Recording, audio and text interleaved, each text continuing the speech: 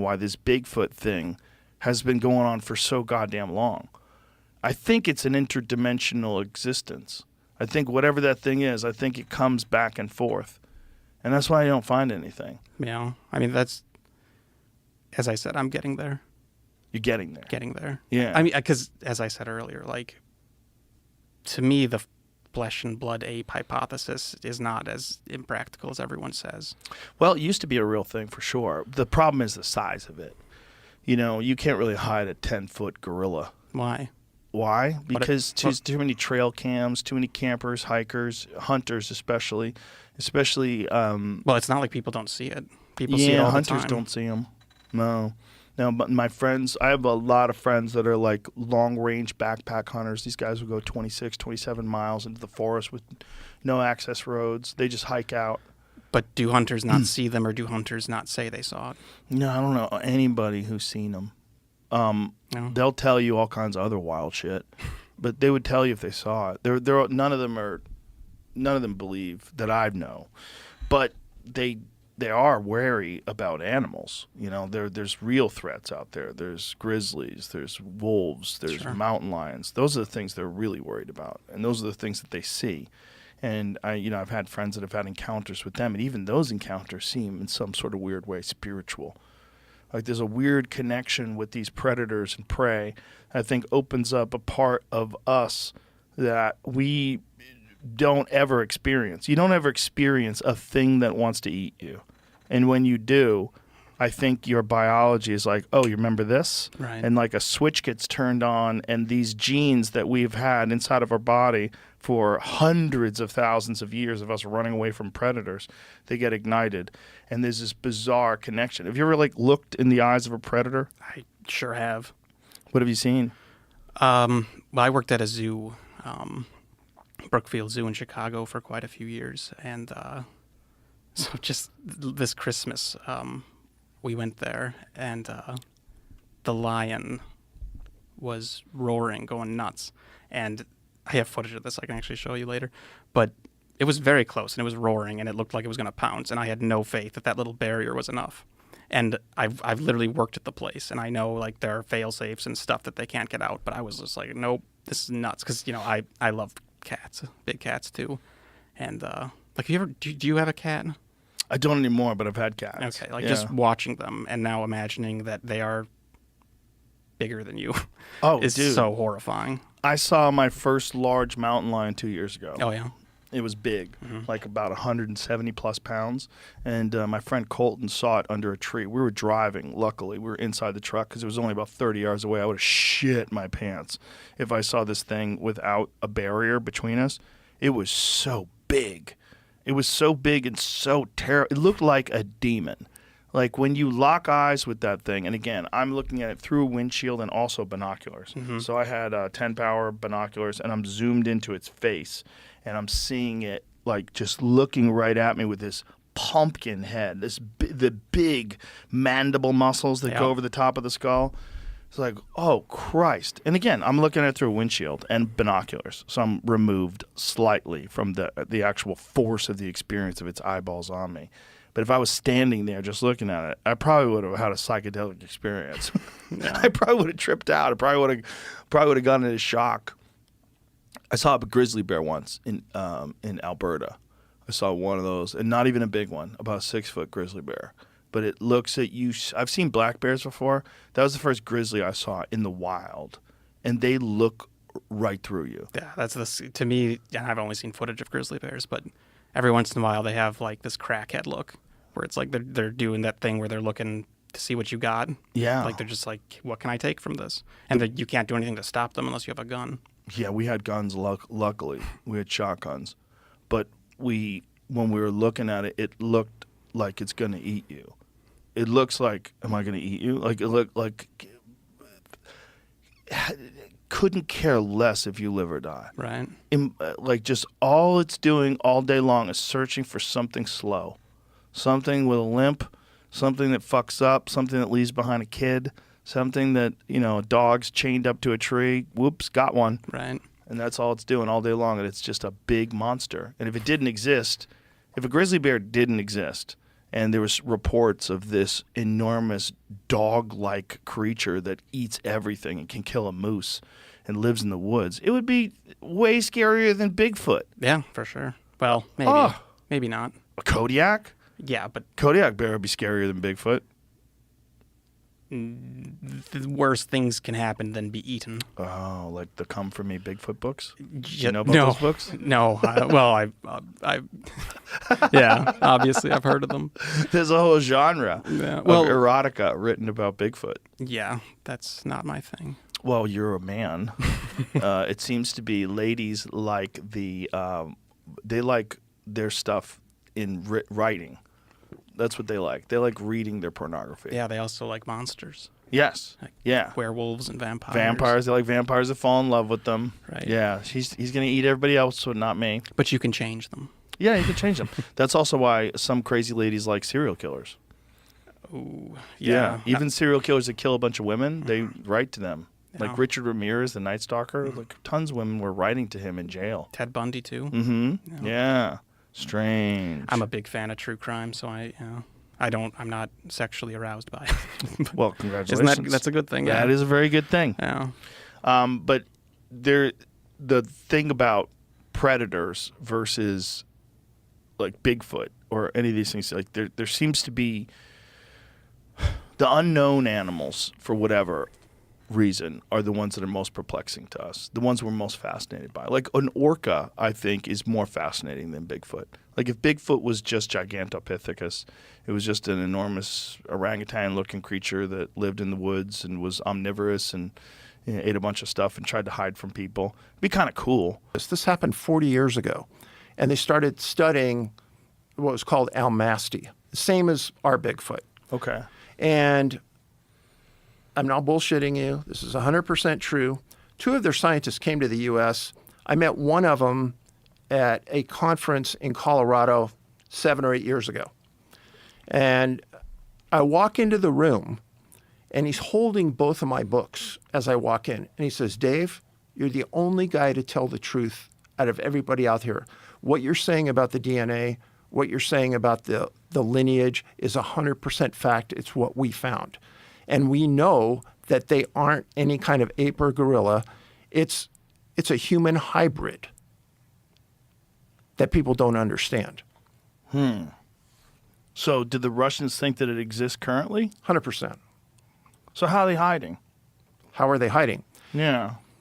So if you think about, we don't even have the ability to do something with a DNA like whatever this is. It's You mean making a hybrid? You're right. Okay. So something far greater than us has learned to manipulate DNA.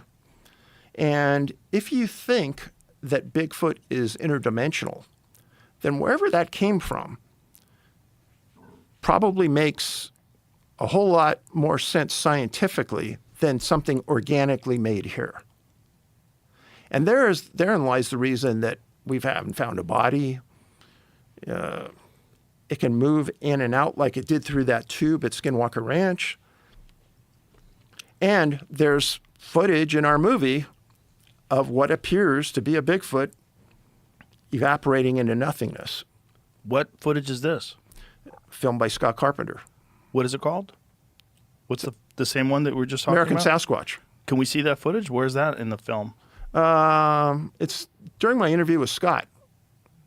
And so who took this footage? Scott. And what year was this taken? Sometime in the last 10 years. Okay. And it shows something evaporating, like that it looks like a Bigfoot evaporating into nothing? What you see is something kind of like smokiness looking down a trail. Uh-huh. And then it slowly evolves to look like something that you and I would call a Bigfoot. Okay. So what you're saying is that we're not dealing with a standard biological organism. We're dealing with something that's probably the product of some advanced species, and that they've created this thing, and this thing has the ability to move in ways and appear and reappear in ways that don't make any sense to us. Correct. Well, that would make sense if it was true. And again, putting that fucking tinfoil hat on tight right now. That would make sense if you think about how many sightings there are. And that there are no bones, and there's no body, no one's found anything, there's nothing. There's been footprints. The footprints are weird. So I'd like to dismiss the footprints, like, oh, come on, somebody just like made a fake footprint. The problem is there's dermal ridges on these footprints. Some of them exhibit what's very similar to fingerprints. And that's very strange. And these are going back decades. So super hard to reproduce something like that. And someone... you'd have to be a very, very advanced person and have some sort of incredible ability to manipulate material science just to be able to create something that recreates a dermal ridge and then use it and make footprints with it that are similar to what like a creature would make. It was very heavy, moving through the ground and pressing down on moist ground or mud and leaving footprints that have fingerprints in it. It's weird because it's not something like, I weigh like 205 pounds or something like that. Like, it's not like that. It's like something that weighs like 700 pounds, like deep into the ground. It's weird. Abnormally heavy. Yeah, abnormally heavy, large feet. But again, no bones, no nothing. And the only DNA, it's like, it's disputed. But of course, people are going to dispute everything. No one's going to look at it and go, this is definitely not human. They're going to go, well, who did this? How'd she do it? This is a lab that's like not doing it well, and they're publishing in some journal behind a paywall. This is nonsense. But then you have to think, well, okay, but are any other reputable labs? These reputable labs, are they interested in doing this work? Have they done the work? Have they taken the same stuff and done it through the exact same process but not found the same results that she had? Or is there no other studies? It seems like there's no other legitimate studies of this same DNA. Dr. Ketchum took that DNA to 4 certified labs. One of them was the University of Texas, and all of those labs got the same result. She extracted it. They did the analysis. She did the comparison to GenBank. And she did this all herself, or she had other scientists do it? So she wrote a white paper, and 6 different PhDs wrote it. The slam job there, I think it's interesting because, have you heard of an organization called BFRO? No. Biggest organization in the United States for Bigfoot sightings. Oh, okay. Bigfoot Research Organization? Yeah. From Finding Bigfoot. Right. So a man named Wally Hersham was their benefactor. He gave them millions of dollars over the years. And they had one job, find DNA. 10, 15 years, they said they couldn't find it. We found it in less than a year. Wally came over when we had the DNA and looked at the results, met with Dr. Ketchum, said, I am completely done.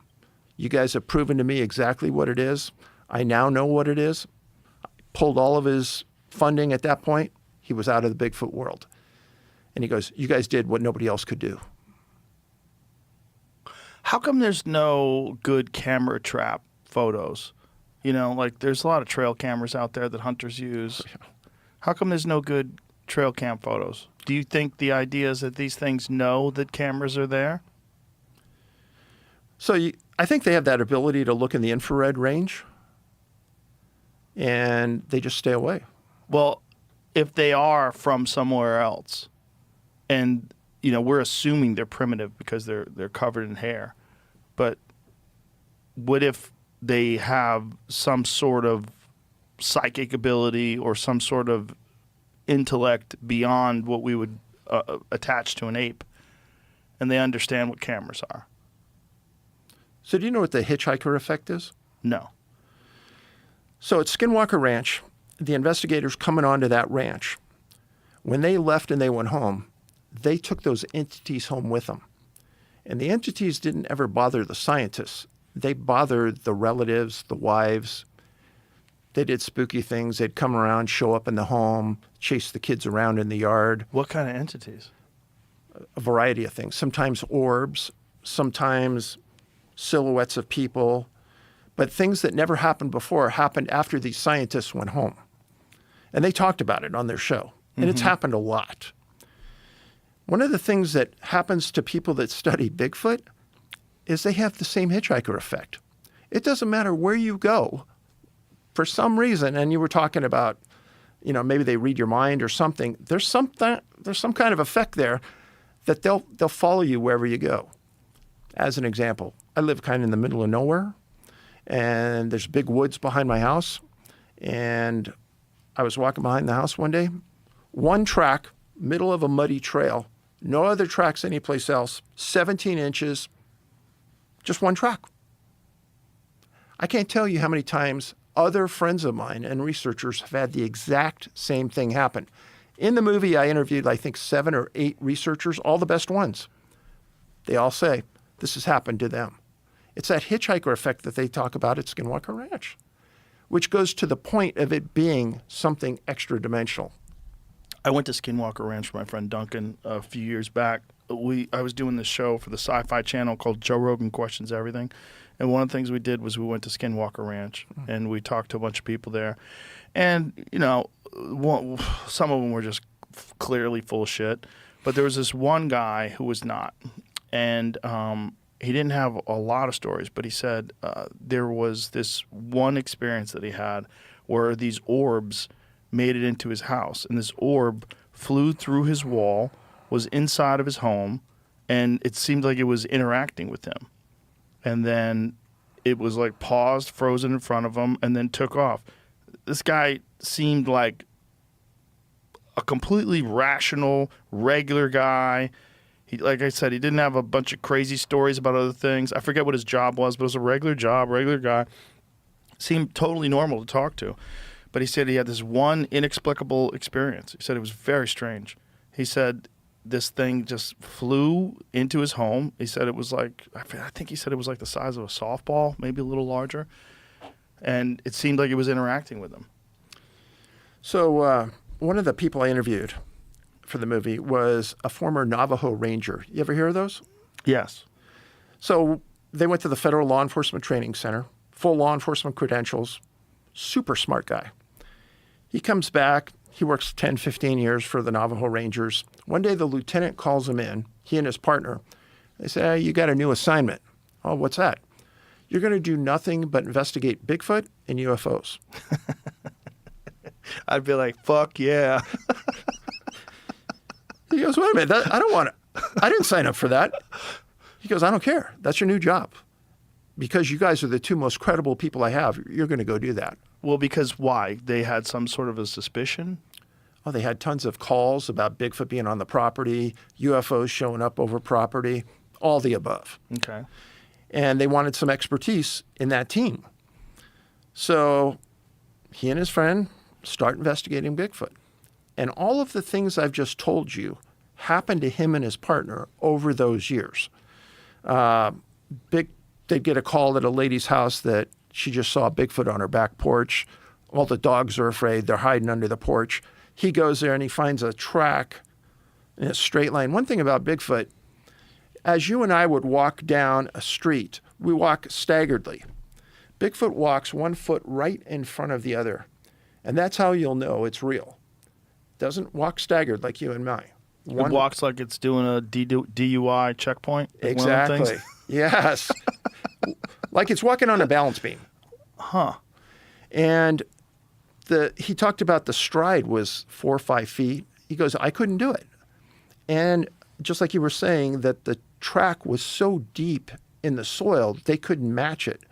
He said it had to have been hundreds and hundreds of pounds. That's just one thing. But over the years, they started to make this association between Bigfoot and UFOs. They did this all on their own. And then he talked about the Native American belief. Well, Native Americans believe that they came from the stars. Each tribe does. And just like you said, all of the tribes have a different name for these. Yeah. But no tribe believes it's an animal. Really? No tribe believes it's an animal. What do they think it is? It's a human. It's an offshoot. There's a very... They think it came from the stars? They came from the stars. There's a very, very famous set of stories coming out of the Pacific Northwest out of the 1920s and 30s, where a tribe of Native Americans hear that there's some people walking down a trail through the woods. Bigfoot walks in front of them, starts throwing rocks at him, doesn't hit him, throwing rocks at him. The people go home, they tell the sheriff, hey, these huge hairy things are throwing rocks at us. Sheriff says, oh, that's BS. We'll go out there, we'll kill them all. The tribe hears about this, and Joe, it makes no sense. They have a press conference. Swears I'm talking to you. And 3 tribes in the Pacific Northwest have a press conference, and it's in the Oregonian newspaper on the front page. When I found it, I said, how come no other Bigfoot researchers ever talked about this? Why? Because it doesn't support their belief system that they think it's an ape or a gorilla. And here the tribe's saying, it's a tribe of people. We've traded with them at times. What? They trade things with us at times. What do they give you back? Sometimes they will give them ornaments or certain kinds of foods that they have a tough time getting, and they will come back and they will give them certain kinds of food, animals, etc. But in this story on the front page of the Oregonian, they talk about this. And when I've gone to the Pacific Northwest, and Joe, there's not one tribe up there that believes they're an animal. None of them do. And they're the ones that have lived with them and handed these stories down over the ages. And they all think that they come from somewhere else? Yes. How do they think they got here? What's their origin story? So there's a man who owned a herd of cattle and was wintering them on the Oregon-California border up north of Crescent City. And every year he'd done this. This one year, this is another article in the paper, this one year they winter with the Native Americans there. He sees this Native American walking with a tray of food. Doesn't think much of it the first day. Second day, he sees the guy walk up into the mountains up to this cliff area. Guy comes back and he says, hey, what's that for? He goes, I can't talk to you about that. So he goes straight to the chief. He owns all the cattle. He's working with the Native Americans. He goes to the chief. The chief goes, we've got Harry Moon up there. Harry Moon. He goes, yeah, this thing came and it comes every couple months. There's usually 2 of them that come together. And he goes, well, what do you mean? He says, we see a moon come out of the sky. It's very bright. It comes down near the land. And these 2 jump out of the moon. And they're friendly. They get along with us. And they stay there. And we feed them sometimes. So that was in 1885 newspaper. And you think about that story, how else would they describe an orb, say? Right. There's no other way to describe it back then. Right. It comes down, these things jump out of it, and they run into the woods. And the Native Americans have been dealing with them for all these years. That's really the story. Wow. Now, the rational part of me, of course, wants to call bullshit. But the part that's willing to speculate, again, if so many people are having this very similar experience with this tall, hairy, ape-like thing in the woods, you got to wonder, why is it the same thing? Was Michael Landon Aquaman? Patrick Duffy. Patrick Duffy was Aquaman. Man from Atlantis. Man from Atlantis. I That's saw right. the first thing, dude, the first time I ever saw something being filmed in California.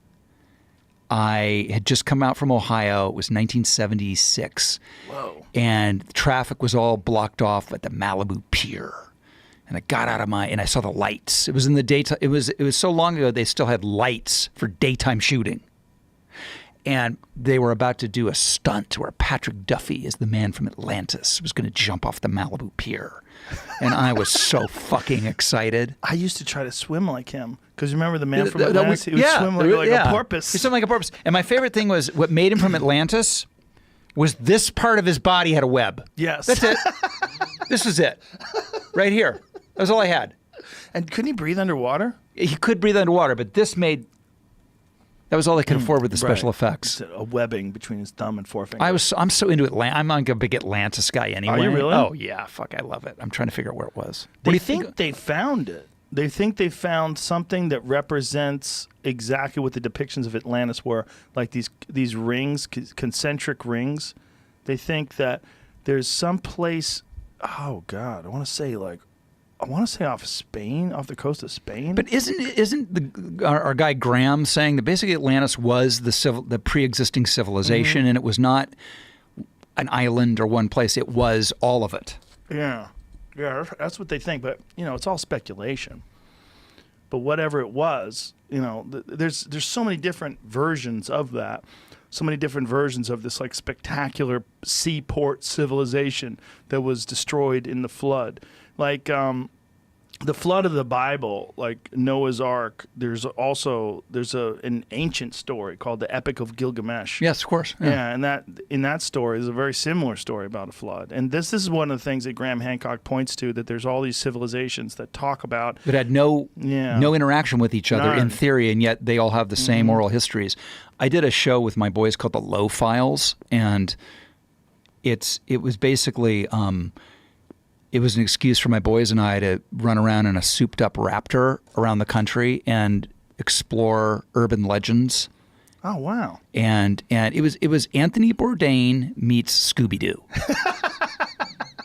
That's what it was. It was a fucking dream come true. Well, that sounds It awesome. was a dream come true. What network was this for? A&E. They were great that they let us do it, but it couldn't have been a worse fit. When they put us with Ancient Aliens for one night, we blew the roof off the place. Really? And we got to look for the wood ape. We got to look for Bigfoot. We did poltergeists. The Low Files. See if you can find the opening credits for the Wow. Low Files. I It's one of love my it. proudest moments. What year is this? Like 4 years ago. Let's see if they have it. Give me some volume on this. Loved spooky legends and scary mysteries. Are we gonna get in trouble for using Blue Oyster Cult? Joe it out. didn't see my homage. The very, very end. My homage Oh. to Hawaii Five-0. It's the very last 30 seconds of the clip. You have to see it because Okay. I'm sure you remember this great shot from Jack Lord's credits in Okay. the end of Hawaii Five-0. It's right at the end. Go over from here, right here. Watch, here it comes. Do you remember that shot in the balcony? I do. That's why you did it. Yes. That's hilarious. I know. I designed that whole credit sequence. I got the song. I did the whole. It's one of my favorite things I've done. Blue Oyster Cult. Don't Fear the Reaper. It's best. It's a great fucking song. So, what are the subjects? You went for Bigfoot? We did Bigfoot twice. We did Bigfoot up in Northern California in Walnut Creek, the the Patterson-Gimlin film was shot. We did turns out the wood ape of Arkansas, Oklahoma is the most active place, and that was where we had some really radical experiences where I heard stuff. And You heard Matthew, stuff? Oh yeah, I heard like lip popping, and Could be a like frog. chest beating. Really? Like, you really think it was real? I heard chest beating. I don't know. You know who made a great fucking Bigfoot movie? Bobcat Goldthwait. What? Yup. He made a great Bigfoot movie. Come a on. scary Bigfoot movie. What is it called again? Do you remember? Willow Creek. Oh yeah. Yeah. Did you remember? You ever seen? Okay, what is that? He did it like Blair Witch style. I'm writing that down. I love that. It's fucking good, man. We had a great time, and it's all these. We went with all these guys who are like real legit people. They're like regular people, and they spend their time out in the woods, and they know how many are out there, and it was crazy. Matthew, my youngest son, through the thermal imaging, saw him hiding, like doing the thing where they So you hide behind really the tree. think that Bigfoot's real? I don't know. I mean, here's the thing. Like the slogan for the Low Files was, "It's more fun to believe." It definitely is more fun to believe. And that's really where I come down on it. It's like, I don't have a dog in the fight, but it's way more fucking fun. For sure. Way more fun. I want Bigfoot to be real. I've always wanted it to be real. The problem is the people looking at it also want it to be real.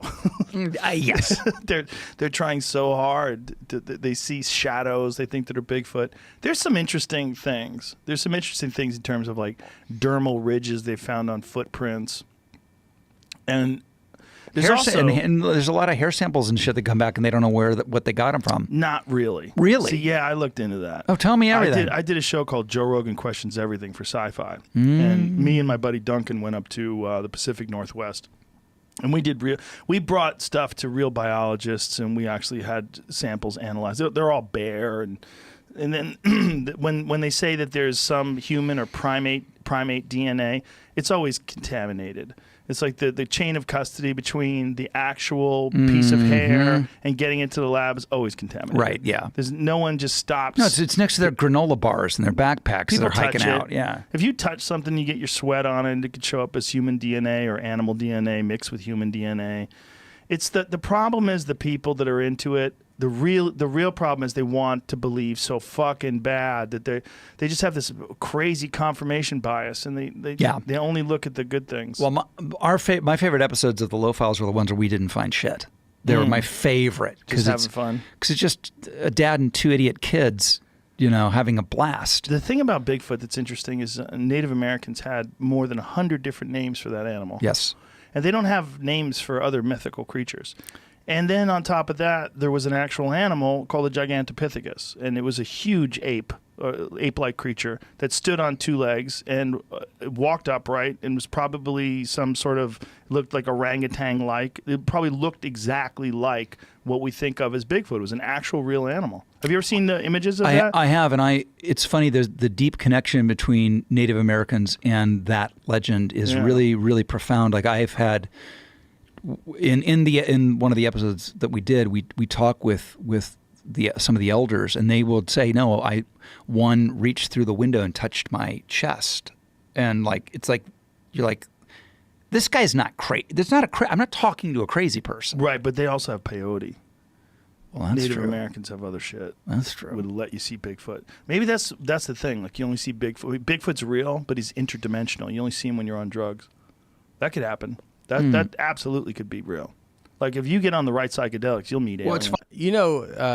Les Stroud. Yeah. He did that show about Survivorman Bigfoot. Yeah. but it just went away. Bro, that show, I love Les Stroud. I love him. I love Survivorman. That show was so fucking dumb.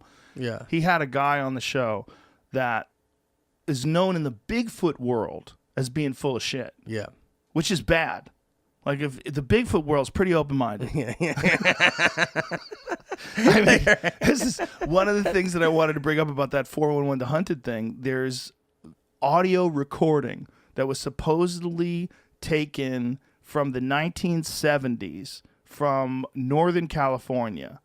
I want to say Sonoma. I don't remember where it was. It was somewhere in Northern California, but they call them the samurai sounds. The samurai, and it's the weirdest shit ever, man. It's like these guys had this spot that they would go into the mountains, and they would hunt every year. And they built this structure out there, and then they brought recording equipment, and they claimed to have recorded sounds of these animals, these Bigfoot. And that these Bigfoot were around them all the time while they were up there.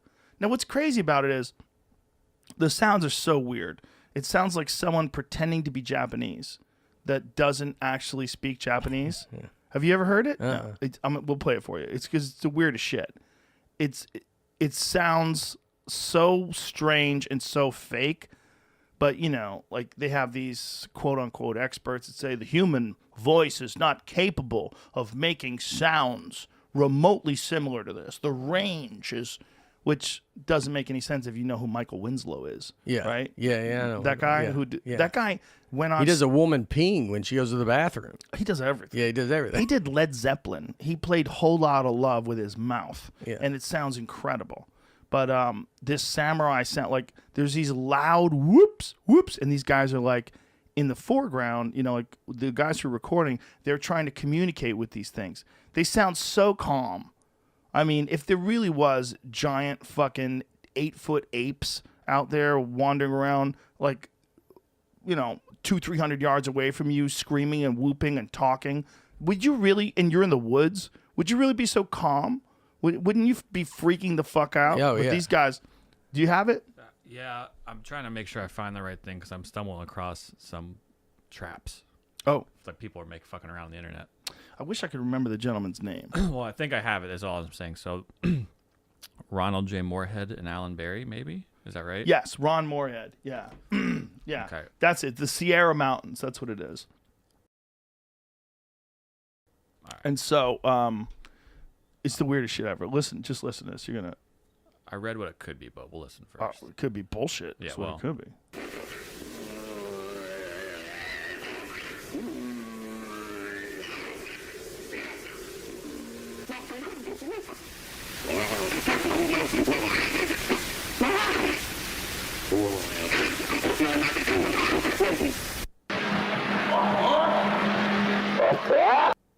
That sounds like No, said no. all aboard.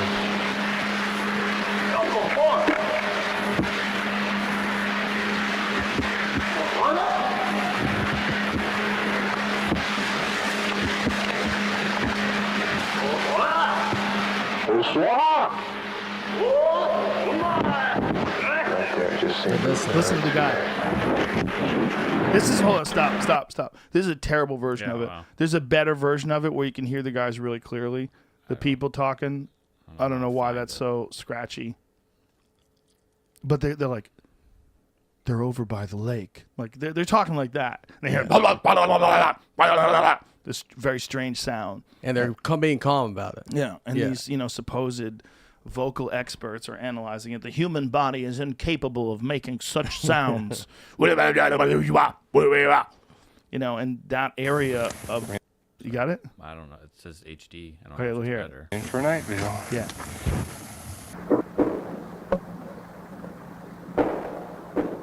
They're knocking. That's another thing that Sasquatch do. They knock.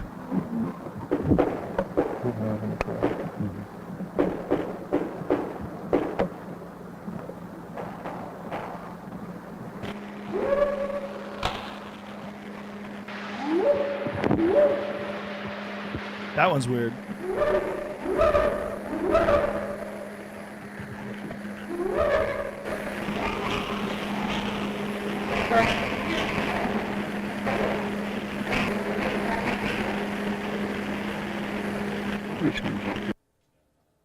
Scoot ahead a little bit and hear the samurai sounds.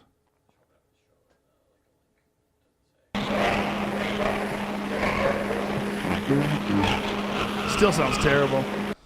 Anyway, these people believe that shit. Les Stroud was balls deep in this. With that guy. Deep. Apparently, he had an experience, and I talked to him about his experience. It's pretty interesting. He was in, not with that guy, but he was in Alaska, and apparently he heard some crazy noises, like some monkey sounds outside of his, in the middle of nowhere. No one was anywhere near, and he said he heard something run away, some bipedal sound of something running away. But again, even though he's an experienced woodsman, and he's a guy who's, camped out countless nights in the middle of nowhere and survives in the middle of nowhere and documents it. Like, he's the reason why those survivor shows exist. Yeah. Because that guy literally would starve to death and try to eat, like, bark and whatever the fuck he could for 7. You could see his face, like, sinking in. He was losing weight. I mean, he really did do that. He did all sorts of different things to try to survive and then documented how he was doing it and what he would do. But he got obsessed with Bigfoot and then developed that Bigfoot show. And unfortunately, a lot of people lost a lot of faith in him because of that. They're like, no, you're the legit survivor guy, and now you're doing this show, and this is why it's ridiculous. There was one episode of the show where they had this guy who he was with who had video of a Sasquatch, like high-definition video, and it looks so fake. Yeah. It's like he's like the Sasquatch is looking at him through the woods, and he's like, there he is. And it's a guy with a mask on. That's how I he mean, goes. it's He yells out, "I'm a Sasquatch." You're like, oh god, he just yelled that out. Oh, yeah. yeah. Makes the samurai noise. Bigfoot. But this, the guy who had the video is known to be like full of shit. And here he's got this guy on his show, and then he, is this real? You be the judge. Like, yeah, I'm going to say it's not real. It's a Yeah. guy with a fucking mask on. I think I did read that guy was very not respected Yes. in that. By the Bigfoot community. Yeah. The Bigfoot community. Again, very open-minded. Yeah, he's very just into everything. This other thing, Like- like they would see trees that would fall over like in certain patterns, and they were convinced that Sasquatch was leaning these trees against each other. I thought it was to let you know where not to go. Yeah, Yeah. they had this idea. I mean, it's all theory, right? This idea. Yeah, I that think the I've been reason- following the wrong guy, dude. I believe all the stuff that you like's fake. I'm like, yeah. I only watched that Les Stroud one because of that other guy. Well, I want it to be real. That's the thing. I do man. too. If someone had a convincing Bigfoot encounter where they caught it on video, where I was like, "Holy shit, what is that? Like, what is that?" Or there was something, but there's nothing. Like I've talked to a lot of those people when I did this show called Joe Rogan Questions Everything for Sci-Fi, and me and Duncan Trussell actually went camping in the Pacific Northwest. We didn't really camp. We pretended to go camping, and then we went to a hotel. Yeah. And then we Yeah. came back the next morning, like, well, rough night of camping. But we were out there for days trying to look for Sasquatch and talking to people that hunt for Sasquatch. And the one conclusion that we came to is it's a bunch of unfuckable white dudes. Like, yeah, that's just out there. Yeah. just out there Yeah, camping. yeah. It's just, but the desire for it to be real is so strong. There's, It would change. I watched, like that Finding Bigfoot show. I used to always think, because people are like, why is it on? I'm like, I don't know, man, because it's fun to watch. And if they find him, the world is different now. Like, if Yeah. they come back with Bigfoot, everything's different. Everything's different. Everything's getting different with the alien thing. The fact that Yeah. they're saying that's like true, you're like, it's a lot, dude. That's a lot to take. If we get, I know that they have the videos and stuff of the aliens, but like if we get up straight up start talking to one, I mean, I don't know what's going to happen. well, here's something that came out today, Jamie. I'm going to send you this because Sagar and Jetty from Rising on the Hill and I have been going back and forth with this, and I found this today and sent it to him. It's I'll send it to you right now, Jamie. It says paradigm shifting UFO tech that alters space-time is operable. U.S. Navy Chief Tech Officer. So it's some story that I didn't bother looking into because I saw it when I was on my way out the door, and I was like, "What in the fuck is this?" Because there's been all these sightings of these things that move in some weird way. Paradigm shifting UFO tech. There's these things that move in this weird way that don't show any propulsion system, and due to censorship, please join us on Telegram. I'm going to say, documents obtained by the Drive show the revolutionary technology that has capability to alter space-time may actually be operable, according to the Naval Aviation Enterprise Chief Technology Officer, Dr. James, how do you say that name? Sheehy? Why What do you is think? operable in quotes? What is that? I don't know. Good question. Reflect on why is technology that has the potential to change the entire human experience for the better always used for the defense purposes and military applications? What are the betterments? What about the betterment of humanity? Yeah, I don't know. But it's Christopher Mellon, who's that guy who keeps coming up with all this UFO tech stuff. Can you scroll back up, please? It's someone's just like writing. I was reading through Twitter. It's like a story. It's not really like an article. Right. Twitter feed of Christopher Mellon, the former Deputy Assistant Defense Secretary for Intelligence from 1997 to 2002. Doing so, I came across an interesting post from the Drive regarding documents they received via the Freedom of Information Act regarding a space-time modification weapon developed by the U.S. Navy, which apparently has already gone through experimental testing. This in turn led me to evidence suggesting that other revolutionary type of technology that could no doubt be used to change the world for the better, blah, blah, blah, was already operable. Yeah, I don't know. But this is what, if you pay attention to the UFO world, do you pay attention to that shit at all? Not like actively. There's a guy named Bob Lazar. And I do know that from because you talked to him. Yeah, it was one of the weirdest conversations I've ever had because you're like, oh man, are you crazy? Are you full of shit? Or is this real? Yeah. Because if it is real, It's wild. this thing is a special effect created, a guy who is a special effect artist. Do you remember his name, Jamie, who made this thing for us? This gentleman, he's got a designs by Perry at Instagram, and he created this thing, and this is like a scale model of what Bob Lazar supposedly worked on. He was hired by the United States military to work at Area S4, which is part of the Area 51, Area 51 Site S4. Site 4 was this place where he allegedly worked to back engineer these spaceships. And the way these things moved around was exactly how this Christopher Mellon guy, or this article rather, that quoted him as describing, that they used some sort of gravity, space-time bending technology. So they didn't use a propulsion system like a rocket, which shoots flame out the back. They bent time in front of them and just would shoot instantaneously to wherever the fuck they wanted to go. So you'd be like instantly be able to go. Instantly. What's fucked is that there was an instance off of the coast of San Diego in 2004 where a Navy pilot by the name of Commander David Fravor, who I've also had on the show, experienced this thing that they call the Tic Tac UFO. They tracked it with radar. They tracked it with the camera systems on their plane, and they even have video footage of this thing. It went from 80,000 feet above sea level to 1 in a second. Wow. That's the amount of time that it takes radar to do the blip, blip, blip, blip. So in that time, it traveled 80,000 feet. They have no idea how the fuck it did that. It shows no propulsion, heat signature.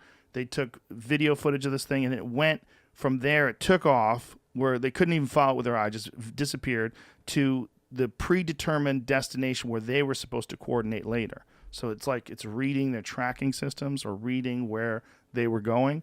And the people that worked on the aircraft carrier were telling the fighter pilot, like, we've been seeing these things over, we see them like every couple weeks. We have no idea what the fuck's going on. Yeah. And they just say, well, there it is. What are we going to do about that? Yeah. I like to picture an alien in that Tic Tac. He's like, whoa, slow it down, dude. You're kind of crazy right now. Like he's having a bad day in there because he's got to be having just a day. Whoever's in there, some kind of day, maybe having a day. It's a lot to. Yeah, I don't know. You think it's like a lot to just tell people? Like if they had to be like to tell like just Earth, all of us humans on Earth, to like wrap our head around what would happen?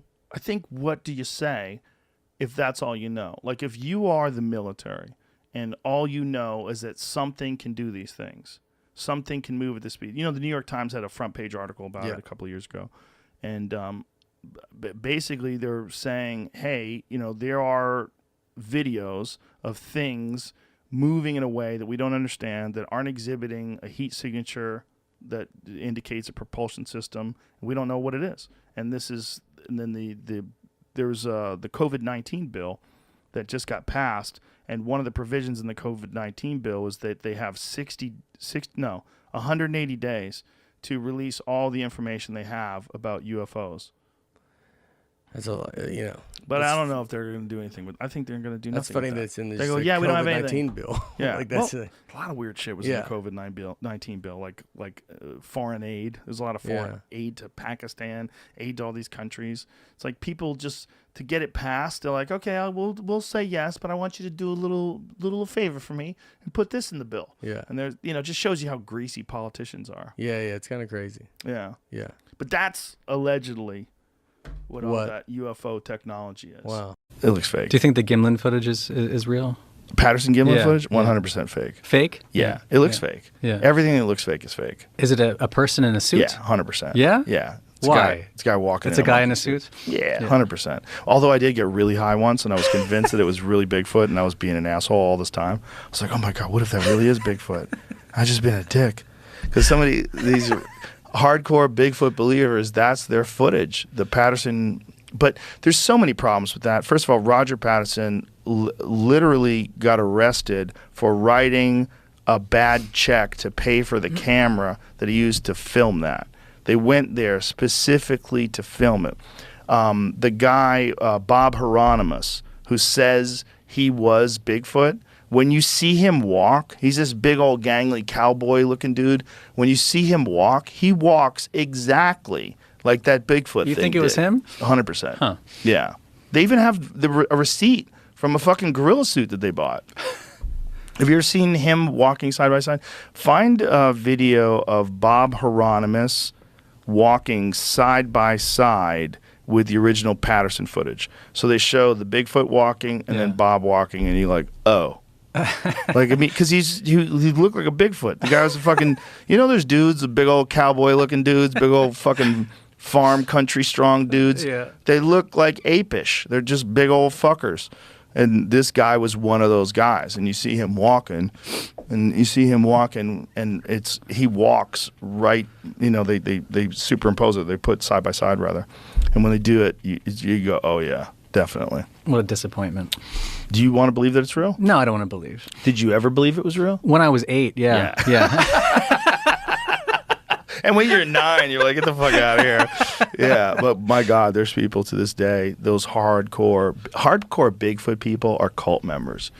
They really are. They decide to shut off a part of their brain that critically looks at information. Aren't there any eyewitnesses who strike you as credible? I was talking to Les Stroud about this. Do you know Les? I was talking to Les once about this, I think. Yeah, Les, he's a very credible guy in terms of like survival tactics. He knows a lot about that.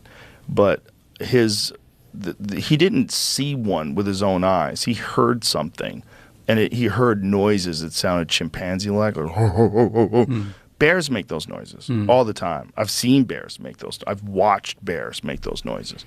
They make them particularly when they're fighting with each other. They sound very much like gorillas. They do that all the time. So if you were alone in the woods and you heard that and you heard smashing and thumping around, you're like, oh my God, there's a gorilla out there. Oh my God, there's some kind of a primate out there.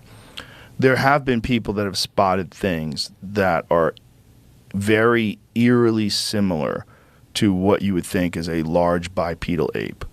The problem is a lot of these places are heavily wooded and populated by bears, and bears walk on two legs all the time. So there's Bob, and there's the Bigfoot, right?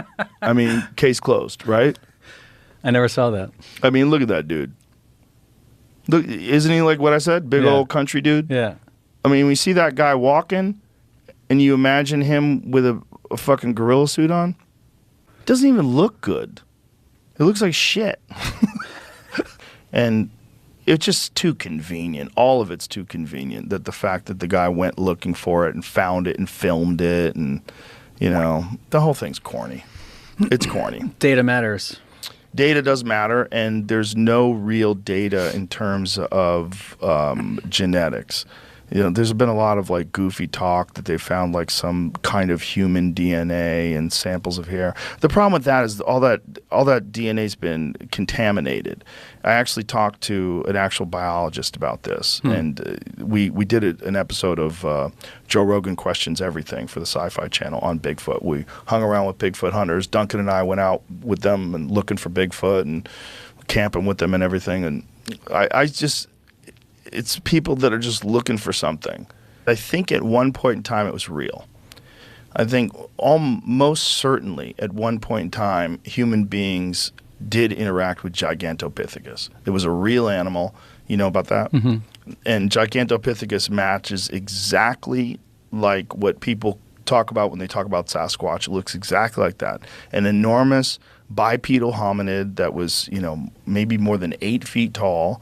And they found out about this thing by accident when a guy was looking in an apothecary shop in China, and he found gigantic teeth that were clearly primate teeth. He's like, where'd you find these?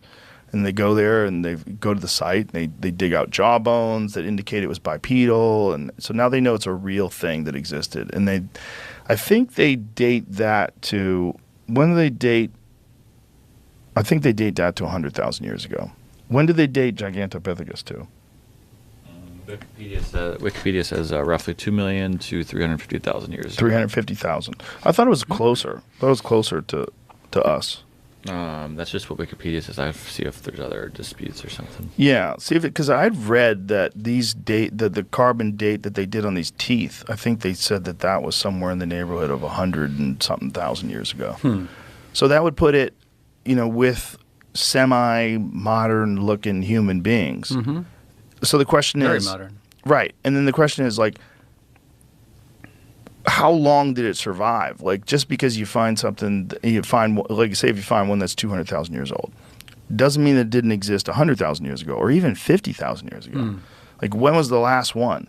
When did they die off? And when did humans encounter them? And if you look at their range, like if they found them in Asia, and then you look at the Bering landmass, and you look at where does it drop off? Well, it drops off in the Pacific Northwest. Like, that's like literally like goes down Alaska, makes its way down the coast. Dense forest, which is where a thing like that.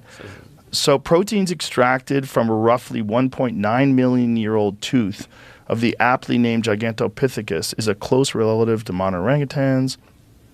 So protein comparisons amongst living fossil apes suggest that Gigantopithecus and orangutan forerunners diverged from a common ancestor between 10 and 12 million years ago. Jeez. But when did it die off? That's the same thing. It says they hadn't found anything from 300,000 the years late ago. Pleistocene era. They only have this from the early part of it. Okay, so it said the fossils date from around 2 million to almost 300,000 years ago. The sizes of individual teeth and jaws indicate that it weighed between 200 and 300 kilograms. That's a big fucker. Interesting. So that was Bigfoot. So if humans did make it to the point where we had language and the ability to communicate ideas, they probably would communicate about all these creatures that they encountered, and that would be one of them. Yeah. But the actual like Patterson footage Bigfoot, that's horseshit. There's just too many hunters out there, too many hikers. Who would have seen something? Yeah, they don't see anything. And you personally never heard or experienced anything? No. Like a Bigfoot thing? Yeah. You don't think I would say that first? That'd be the first Maybe thing you're I would holding say. out, Joe. No. On that show, I tell a joke about Bigfoot. I never saw Bigfoot, but when we were on training. You do these training where you go make maps and all this shit, and we heard him. You heard Bigfoot? Heard Bigfoot. I heard him. What's it sound like? I could still do that. He does that, but everything you see on them stupid TV shows, that happened. He threw a rock. All the animals started running, and the Marine, because he's the guy who knows where the markers are, but we didn't know where the markers were. He's the one who says, "Hey, we're out of perimeter. Have you guys ever heard of Bigfoot?" Blah blah blah blah blah. He tells us he was Native American, but he just said that, and Where were you guys? What state? like Nova Scotia, Nova Scotia. where they do cold weather training. Hmm. Yeah, and you have to make your own maps. You sure they weren't fucking with you? I'm pretty sure. Who threw that rock? Somebody that was fucking with you? No. How did No? why you fuck with the animals too? All the animals ran too. Remember Yeah. how you said they know how to get away? All these fuckers they just did a little mass exodus. And it's a old I'm very skeptical of Bigfoot. I've never seen him, but I never heard nothing like that either. So what if you had him? Did it sound like? It just sounded it was What was it similar to? You ever hear Luther Vandross sing live? Like when you hear him on a record, it's one thing, but when you hear him live, he's ooh, like that. He didn't sound like that, but it was the same Power. like hair on the back of your neck, kind of. Really? What the fuck? Well, bears do that sometimes.